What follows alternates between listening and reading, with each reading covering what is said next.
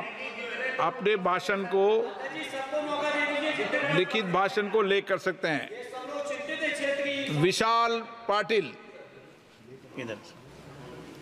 माननीय अध्यक्ष महोदय, इस अवसर के लिए 12 बजे सबको बुलवा दीजिए। इस अवसर के लिए धन्यवाद। मैं पहली बार चुन के आया हूं, तो भी मैं मेरे परिवार का छठा सदस्य हूं और मैं जानबूझ के कहना चाहता हूं कि जो मैंने सुना है तब तक के 9 सदस्यों के लिए जो अवसर आप प्रदान करते हैं वो मैंने आज तक कभी सुना नहीं। तो मैं विपक्ष में होने के बावजूद भी आपने अभी मुझे वापस मौका दिया, मैं आपका तहे दिल से शुक्रिया अदा करता हूं। विपक्ष में थोड़ी है सर, निर्दलीय है, लेकिन इस जगह बैठते पता नहीं कहाँ बिठा दो। लेकिन शुक्रिया सर, आप मुझे वापस बोलने देना। महोदय, किसी भी देश का विकास समझना होगा तो उसके रेल का परीक्षण करना जरूरी है। मुझे बहुत गर्व है कि भारतीय रेल सबसे ज्यादा एम्प्लॉयमेंट देने वाली संस्था है और सिर्फ रोजगार डायरेक्ट नहीं तो इनडायरेक्ट भी। जैसे बहुत लोग आज अपने रोजगार की जगह ट्रेन से आना जाना करते हैं, तो इनडायरेक्टली भी ये रोजगार का बहुत बड़ा साधन है। So we can say safely the railway is not only a mode of transportation but a mode of development for the country. Unfortunately over the past few years we have been seeing a lot of accidents with railways. जैसे कि NCRB 2022 का आंकड़ा दिखाता है कि 2017 से 2021 तक लगभग 10,000 रेल संबंधित मौतों का यहाँ पे आंकड़ा दिखाया जाता है। लेकिन इन अनफॉर्चुनेट इंसिडेंट्स के बावजूद भी अपने इस बजट में सिर्फ 5% या 5% की बढ़ोतरी की है। इस सरकार को याद दिलाना चाहता हूं कि जब वो सरकार में थे 1999 में, तभी रेल मंत्री जी ने इस्तीफा दिया था एक घटना पे।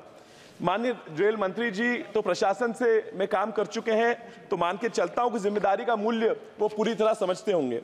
मैंने उन्हें आपके माध्यम से बताना चाहूंगा कि सभापति महोदय, इतिहास के पन्नों में 2 सूचियां बनती हैं। एक सूचियां है जो जिम्मेदारी लेके इस्तीफा दिए हैं उन लोगों की बनती है, और दूसरी बनती है जो जिम्मेदारी ना लेके इस्तीफा ना दिया। अब मैं तो विपक्ष हूं, तो हम विपक्ष के लोग शायद आपको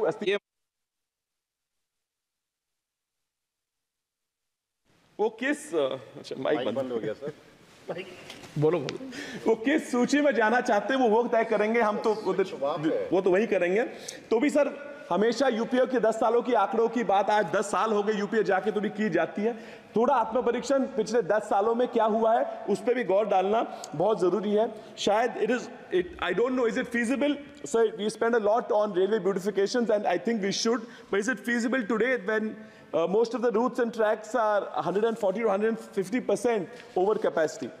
सर, कवच की बात करते हैं और कवच जो आंकड़े दिख रहे हैं, तो कवच का जो इम्प्लीमेंटेशन दिख रहा है वो जिस गति से हो रहा है, काकोड का समिति में बताया था कवच का इम्प्लीमेंटेशन होना चाहिए, लेकिन जिस गति से हो रहा है वो थोड़ी धीमी लग रही है। इस गति से चलेंगे तो शायद 50-100 साल तक सारा कवच का इम्प्लीमेंटेशन ना हो पाए, तब तक तो ये कवच आउटडेटेड हो जाएगा। तो भी इंफ्रास्ट्रक्चर में आप ज़्यादा से ज़्यादा इन्वेस्ट कर ही रहे हो। मेरी ये यहाँ आपसे मांग है कि मेरे निर्वाचन क्षेत्र में के बारे में बोलूँगा और आपका ज़्यादा समय नहीं लूँगा। हमारे यहाँ महोदय, रेल मंत्री जी ने पहले अनाउंस किया था कि टर्मरिक ट्रेन ये सांगली आएगी और शुरू करवानी, उसका अब तक कुछ आगे हुआ नहीं, उसके बारे में आप निश्चित ध्यान दें।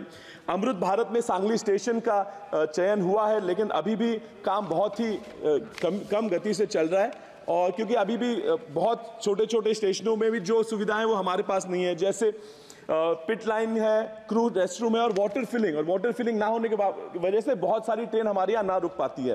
There are many demands for extensions, increasing frequency, restarting of trains, as well as connecting Sangli to other cities, then starting of the Vande Bharat which will stop at Sangli, also building a new track from Karad to Pandharpur which would go through the Khanapur, Atpadi, Kadega talukas of my districts, and this also includes restarting of a lot of trains that were started before the election and for somehow they've stopped. So I think there are many issues, and I'll make a list and send them to you by saving the time of the House. I would just say that there is a lot expected from you.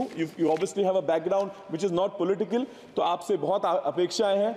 मैं उम्मीद करता हूं कि हमारे क्षेत्र के लिए और महाराष्ट्र के लिए और देश के लिए आप कुछ तो कर पाएं। धन्यवाद अध्यक्ष महोदय।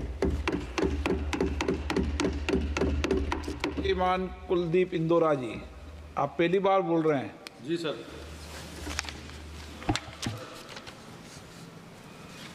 आदरणीय सभापति जी, सबसे पहले तो मैं आपका आभार और धन्यवाद करता हूं